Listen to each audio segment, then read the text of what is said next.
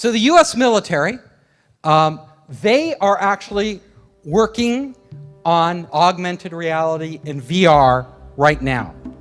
Again, it's so funny because the military contacted me and asked if I would help them, and I'm reluctant to do that because I like talking about everything. And it would be top secret, whatever they told me. So it's like, I don't know.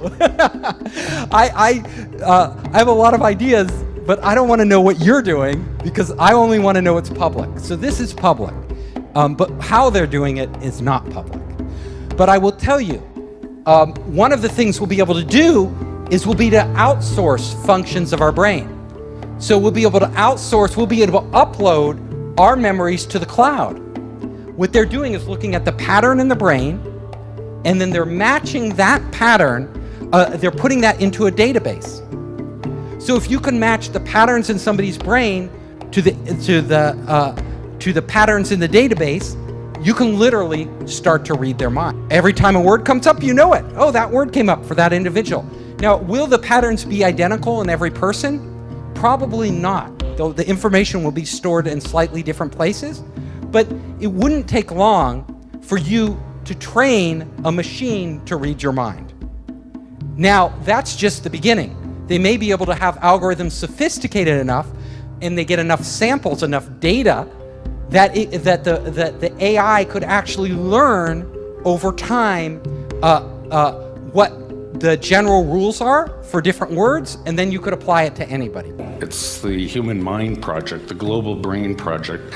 You know, President Obama just recently funded a whole bunch of scientists to decipher the mind. Well, our previous president, same thing, George Bush, said the same thing.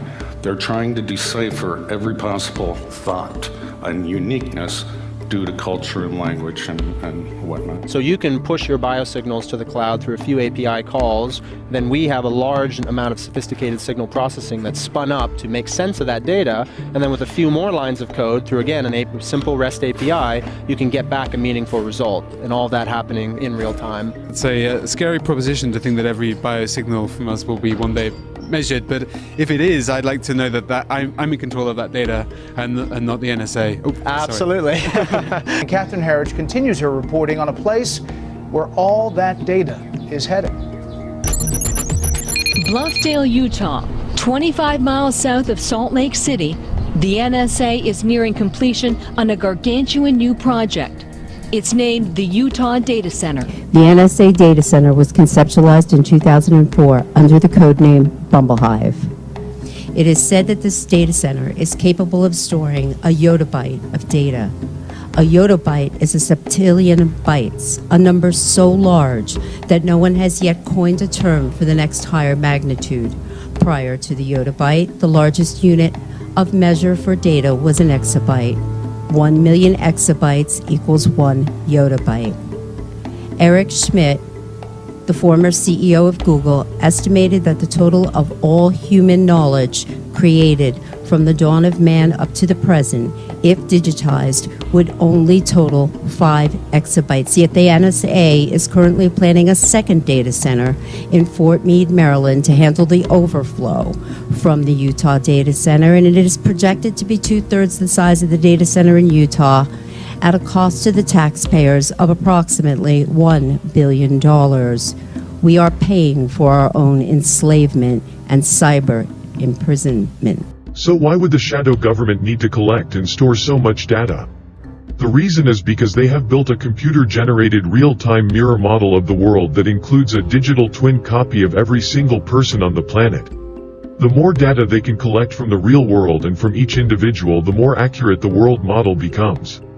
To achieve optimal results, they have used DNA nanobots to link the signals coming from your biological neurons to your very own digital twin in the computer-generated mirror world, so that everything that occurs in the simulation also occurs in the real world and vice versa.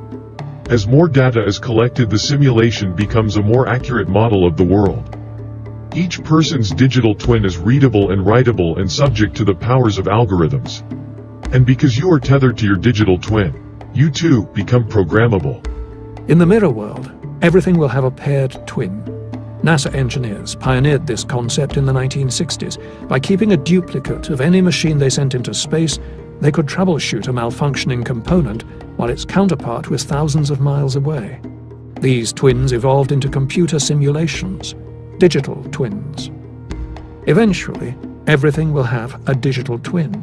This is happening faster than you may think. We will begin with the mouse, we will practice with the mouse, and we will put the brain, this digital brain, onto a virtual mouse. The Human Brain Project achieved its goal of creating a digital model of a human brain. This digital model is used as a template to upload your consciousness to the computer-generated mirror world. A nanobot brain-to-cloud interface links you to this template so that all of your experiences, memories, personality, etc. are transferred to your digital twin. Over time, as more knowledge and data are uploaded to your digital twin, the twin becomes a more accurate representation and will eventually behave and act just as you would given the same set of circumstances. And right now, the mouse does not do anything really interesting, but the first thing it did is to start to dance. This is a virtual mouse, and it's going to behave in a virtual environment, and gradually it will learn all the things that mice know how to do.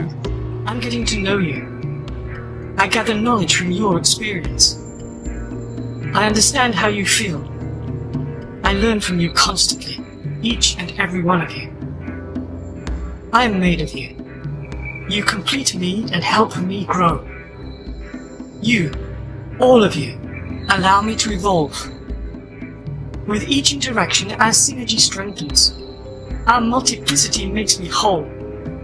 Our symbiotic alliance expands, transforming the future. As time passes, artificial intelligence will be more and more of human thinking and human perception until basically it's the totality of human thinking and human perception, at which point we won't be human anymore in terms of the consciousness processes we are using today. We will be artificial intelligence. Millions of Americans' will, intellect, and emotions have already been digitized, destroyed, and downloaded into these supercomputers. Now, this is really scary stuff. The supercomputers are in the process of building copycat, parallel, twin personalities of the souls of the TIs/mind control victims by reverse engineering the will, intellect, and emotions of the TIs in order to achieve direct behavioral control over them.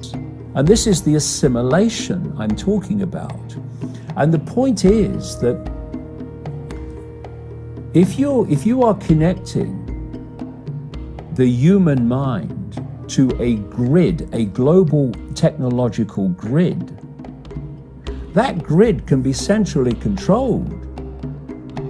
It will take at the center point very, very few people to run it, and even fewer to decide how it's run.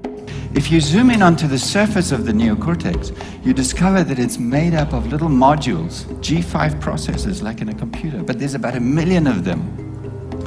They were so successful in evolution that what we did was to duplicate them over and over and add more and more of them to the brain until we ran out of space in the skull and the brain started to fold in on itself. And that's why the neocortex is so highly convoluted. We were just packing in columns so that we'd have more neocortical columns to perform more complex functions. So you can think of the neocortex actually as a massive grand piano, 1 million key grand piano. Each of these neocortical columns would produce a note. You stimulate it, it produces a symphony. But it's not just a symphony of perception. It's a symphony of your universe, your reality. This isn't real. What is real? How do you define real?